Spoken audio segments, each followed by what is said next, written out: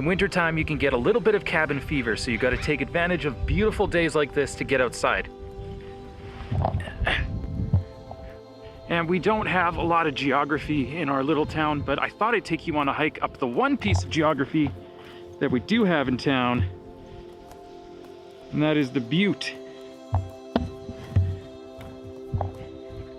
A butte being a little hill on the prairies. Not much of a hike. I think we need to talk about the elephant in the room, and that is that the last 2 years, no matter where you've lived in the world, have been difficult.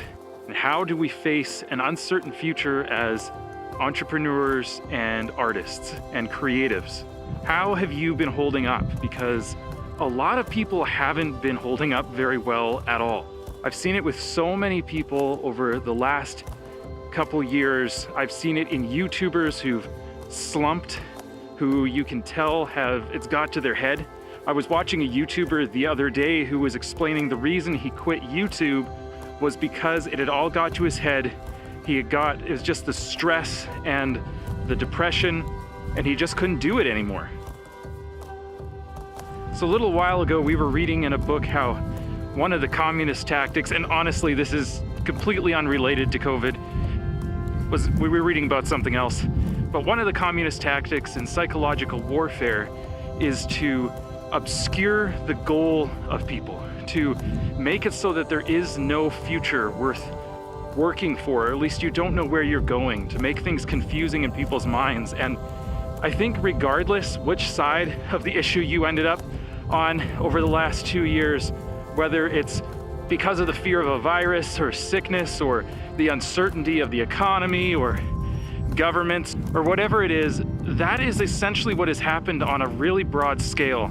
We've lost our view of tomorrow. We've lost our hope for the future, and we end up living in this gray, depressing today. And it's no good for our minds. It's not good. It's not a good place to live. It's really not healthy. It leads to fear, it leads to anxiety, and for a lot of people, it's led to paralysis.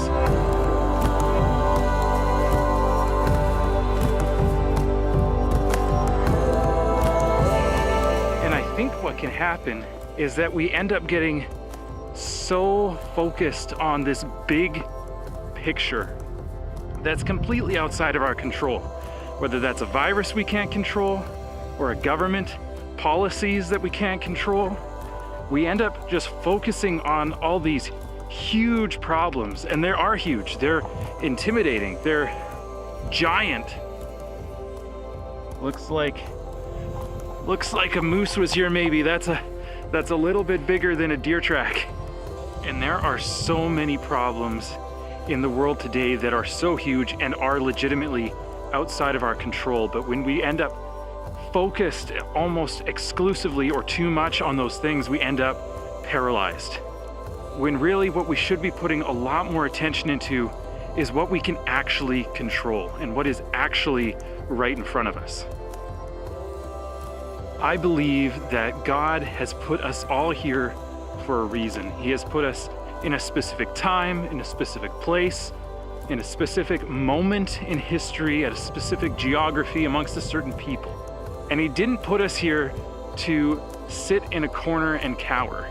He put us here to multiply and to take dominion and to be fruitful and to create value. So I guess my encouragement to you is focus on what is right in front of you, what is close to you, what has God put around you for you to do.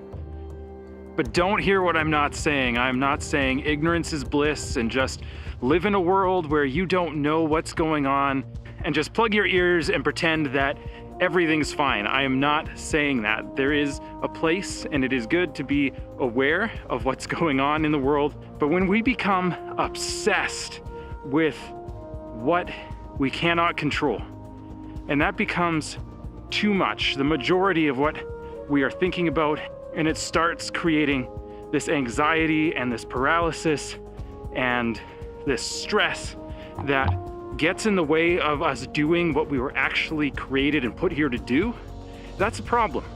Be informed, stay aware, That's fine, but don't let it get in the way of what is right in front of you, the things that you actually can be doing, the things you actually have influence over. Because as crazy as the world is right now, God put you here for a reason, for a purpose. And the world needs who you were created to be. So bloom where you are planted. Stop waiting for a tomorrow in which everything is going right, in which all the governments do exactly as you would have them do, and there are no more diseases, and the economy is just going up forever, and everything is perfect.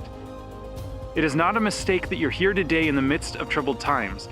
Maybe you're not supposed to fix all the troubled times and make them all better, but maybe, just maybe, you are here so that you can make the world a better place for somebody else.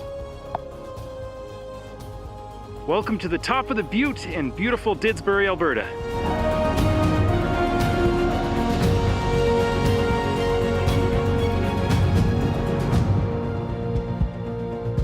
So this is the view east,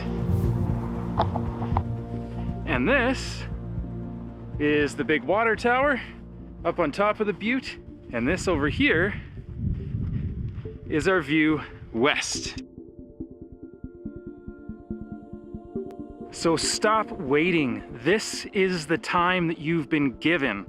Use it. I've got 101 ideas for how to make the world a better place if I was the Prime Minister, or if I was the top world health expert.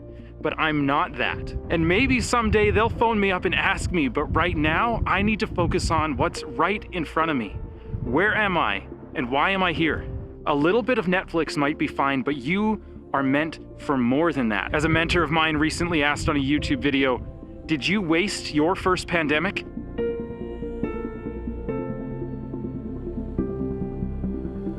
Five deer down there. 1, 2, 3, 4, 5. Running around on the golf course. If it wasn't for those clouds, we'd have a good view of the mountains. Beautiful day. Absolutely beautiful up here. I don't know if you can see them, they're so small in this camera. Oh, some right there too.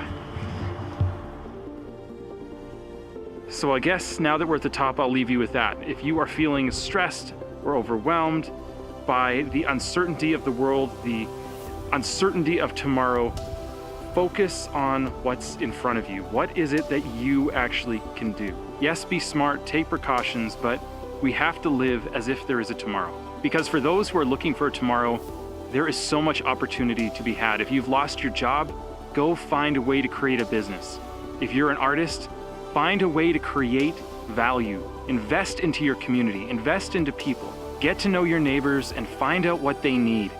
A powerful antidote to depression is focusing on other people and serving other people and being grateful for what you have. You know, it doesn't have to be complicated, so I guess that's it. Focus on what's right in front of you, find a way to create value, pour into other people. So go do that. Break your paralysis, and I think you'll find that tomorrow has enough troubles of its own, and today isn't as bleak as you thought it was going to be yesterday. Okay, I think that's it for today. Thanks for watching. Till next time.